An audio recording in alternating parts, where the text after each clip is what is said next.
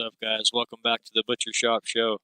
Today I got some more clips for us. Some will be educational as far as cutting, different cuts of meat. I got some more perspective on the beef industry and the current markets that's going on. Just kind of an overall glance at the beef industry and meat cutting in general. That'll be what's on today's video. Let's get into it. With all of it, the beef, the ranchers, let's say, who have done a great job, have lost their shirts for many, many years. They've really been decimated. And I helped them a lot. I put tariffs on things coming in to the country, including beef. And that gave them a chance to finally have a decent industry. We are going to be talking to them. They're great people, but they've been hurt for 25, 30 years. They've been losing because other countries have taken advantage of them. And by putting tariffs on, they've been able to make a few dollars. They've been able to have an industry. But I also want to keep the beef prices low. Price of beef has continued to climb to record highs. According to a recent government data, ground beef has risen 12% from a year ago, and beef steaks rose 8%. In June, the average price of a pound of ground beef hit $6.12, and beef steaks cost $11.49 a pound. The reason? U.S. cattle herds have been steadily declining for decades. It's a supply and demand issue right now because the herd sizes across America are the lowest they've been since 1951. So you have a really short supply. In the meantime, we get all our customers coming into Stu Leonard. They want a grill, baby, grill. So here's my take on the current beef market and the industry overall in general. Just from what I've seen as a butcher, from talking to ranchers, talking to producers, and the consumers too. You know, I kind of get to shake hands with all of them. They are right. The herd size has been reduced to almost nothing in the U.S. compared to what it used to be. And the reason for that is there's been a lot of political groups and factors and laws saying that cows are bad, basically, right? Remember that, oh, the cows are farting, they're destroying the ozone, that ridiculous statement. Meanwhile, when did we go from cows are bad, but now let's build data centers everywhere? How is that good for the environment? You know, it doesn't make any sense. It's been a totally biased type of argument for decades now, like 40, 50 years. For some reason, a bunch of laws have been made, a bunch of groups have been formed to discourage people from going into ranching. So now there's less ranchers, which means there's less cattle, which made us dependent on foreign beef. So we get beef that's imported. A good example of that would be like if you owned a tire shop right here in America. You made everything right here in America and you sold your tires right here. Let's say it costs you $20 to make a tire. So you need to sell it for at least $25 to get a 25% profit margin. That way you can pay your employees and everything else. Now let's say somebody from China can make tires for $2 a tire, and they still come over, they bring them all to the U.S., and they sell them for $25 a tire. Well, now if you're selling yours for $25 a tire, they could sell theirs for $24 a tire and still make 1,000% profit, while you have a higher price than they do, and you're only making a 25% profit. That's kind of what happened with the beef industry. It got so complicated and expensive to raise beef here in the U.S. with all the regulations and the rules and the taxes and the USDA requirements and all that kind of stuff that other countries just started sending beef to us, and we bought it because we could get it for $2 instead of $20. And the quality was way worse. People started getting sick more often. And there's just been a war on beef, basically, for the past few decades. Red meat is bad for you. You know, we've heard that argument too, which is totally not true at all. Red beef is extremely healthy for you. You just have to learn how and when to eat it. Yeah, there's just been a battle against cows, a battle against beef, just meat in general, anything to do with any type of meat. And then there's the whole hippie argument too. Oh, it's inhumane. You know, you're treating the animals badly. You need to hug them and give them a name before you eat them. That stupid argument too. You know, there's just been a war and a battle against ranchers, and now all of a sudden everyone's like, well, where's my steak at? Why is my hamburger so expensive? It's because all of those stupid arguments and stupid people that for the last 40 years have been telling us how bad cows are. Well, this is the result. Now we don't have any more cows. And the only cows we can get are disgusting and sick and not good for us. So either we import a bunch of cheap junk that's going to make all of our people sick, or we go without. Because there isn't enough cattle in the U.S. right now for everybody to have cattle and have a steak on their plate for dinner. There just isn't, unless you want to pay $50 a steak. And that's what's starting to happen. Because, like I said, all those stupid people and those stupid arguments. This country, in my opinion, we need more ranchers, more cattle, and more butchers. That's what's going to bring the price down. We need more people that own cattle. We need less people living in the city in tiny little apartments trying to drive Range Rovers and get plastic surgery. We need more people living in the country, living off the land, raising animals. That's how this country was founded to begin with, a bunch of hunters and farmers. That's what we need to get back to if we want our prices to go back down. Otherwise, we're in the rest of the world's pocket. If we rely on our meat from the rest of the planet, it'd be pretty easy for them to control our country, whether they want to get us sick or whether they want us to take all our money. They could choose to do either one. You know, all they have to do is send us a bunch of bad beef. Now everybody's eating bad beef, or all they have to do is triple the price that they want, and we have no option. We have to buy it. We need to be self-dependent. We need to be how America used to be. In the early 1900s, we had more beef and the best quality of beef, and we need to get back to that. So I showed you guys the carcasses. Now let me show you guys what the steaks look like. I handpicked a few to show you guys an example. These are our rib steaks on our grain-fed side, a lot more marbling and higher fat content. And these are our ribeyes on our grass-fed side, a lot more red meat, no marbling, and a lot leaner. Those are the key differences visually between the two. Now, would you guys go for the grain or go with the grass?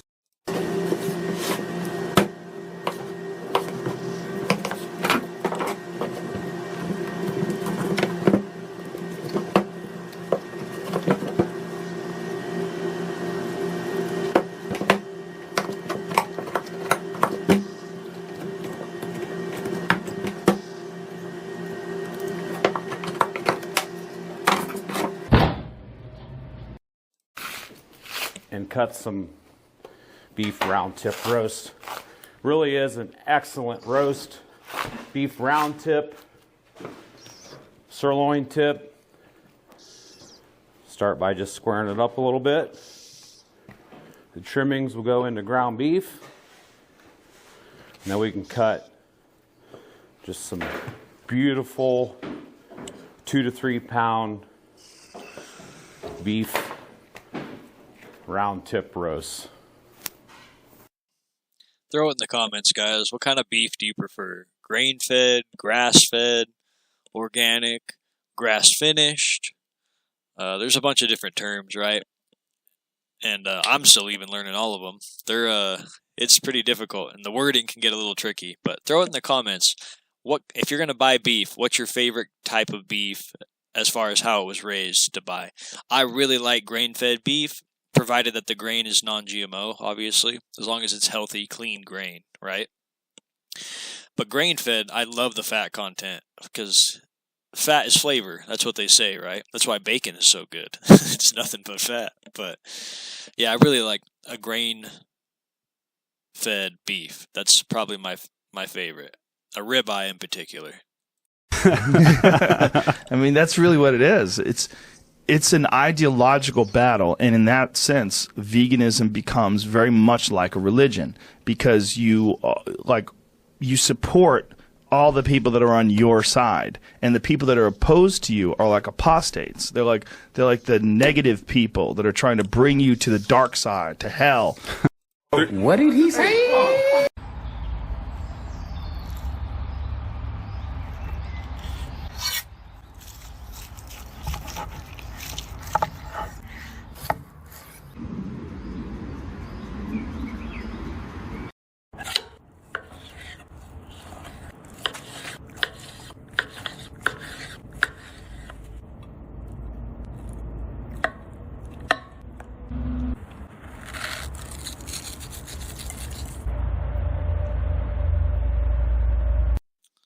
love that coarse rock salt finish that guy crumbled over that steak. Whenever I eat that steak that way and I finish it off with like a really coarse sea salt over the top, I don't know why. It just seems like it brings out that beef flavor even more. I love finishing steaks off with a coarse salt like that. It tastes super good. Throw it in the comments, guys. How do you like your steak cooked? Rare, medium well, well done. Whenever I go out personally, if I'm going to order a steak, I always order it medium. That way, if the cook hits it a little too high, it'll be medium well. If he hits it a little low, medium rare.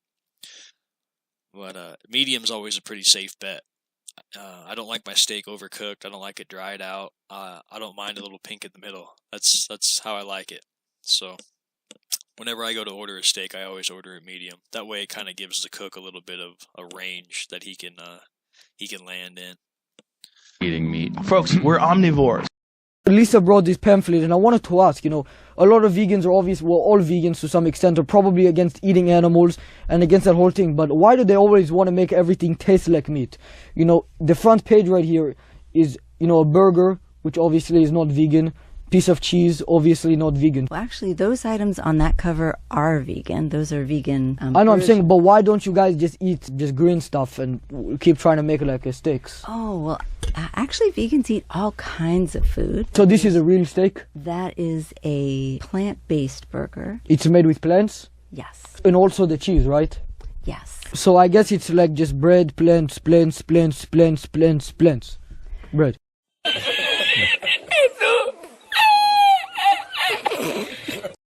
Grass-fed beef has 5 times the amount of omega-3. The one thing that concerns me with grass-fed meat, you're definitely getting a more expensive cut, but you're eating an animal that is eating what it's supposed to eat. You always want to pick grass-fed beef when you can.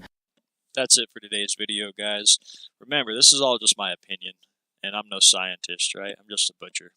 So take all the information as you will. It's all just my personal opinion on things, my perspective, I guess you could say. One thing I definitely know, being a butcher, the cheapest way to fill your freezer right now and to save money, go find a local rancher, buy a beef on the hoof that's still alive, right? So that way you can find a rancher you trust. Make sure he has good grass, clean water, that the animals are healthy and they're going to taste good. Then you can hire a local butcher to process the animal for you. Now you have a freezer full of beef. You don't have to go shopping for 2 years, and you know that it's way healthier than anything else that you would find. And if the cost is too much, you can always go in on it with some buddies. Find 2 or 3 friends that want to go in on the deal with you. Now you can split the cost 3 ways, right? That's definitely the cheaper way to go, because let's say you threw in $2,000 on that deal. That $2,000, the amount of beef you're going to get in your freezer is worth $5,000 at any grocery store. So it's definitely cut your costs way, way down if you go that route. Get to know your local ranchers, get to know your local butchers, and that's the best way to go. I know this from personal experience. I run a mobile butcher service where I do exactly that. I have customers that live in the city that don't have a trailer, that can't move livestock, that can't, they don't have equipment, they don't have anything like that. So they'll go out to a farmer that they know, that they like, pick out a beef, they'll call me, I'll go out, harvest and slaughter the beef right there on the spot at the rancher's place, put it in my refrigerated trailer, ready for the butcher shop, all cleaned up, ready to go. I'll deliver it to a butcher shop of their choosing, so the customer gets to pick the shop that they want to use. That way it's a butcher they trust, So I deliver to that butcher shop, and then that butcher takes it from there. So I'm kind of like a middleman. That's kind of the service that I run. It's a mobile butcher service, and I'll go out to ranches and harvest animals right there on the spot, and then take them to whatever butcher shop the customer wants to use. And some butcher shops offer that service themselves. They don't need a middleman type of guy. They might have their own truck and trailer that use it, but whatever situation fits your needs best, go ahead and do that. But for sure, get your freezers full and buy a whole beef, or go in on it with 2 or 3 of your buddies, and that you're going to save thousands of dollars going that route. and you're going to be way healthier because of it. You're not going to be buying a bunch of this cheap, nasty imported beef that they keep sending us, like from China or Australia or New Zealand or Mexico. All this cheap stuff they keep trying to give us for $50 a steak. It's ridiculous. Go find a farmer and a butcher you trust and just handle it yourself. And if you need to, get some buddies together and you guys just make a little team and go in on it. I would highly suggest that, guys. That's definitely going to help you. So, anyways, thanks for watching, guys. Thanks for supporting the channel. I appreciate all of you. This is the Butcher Shop Show. My name is AJ. I'll catch y'all in the next one.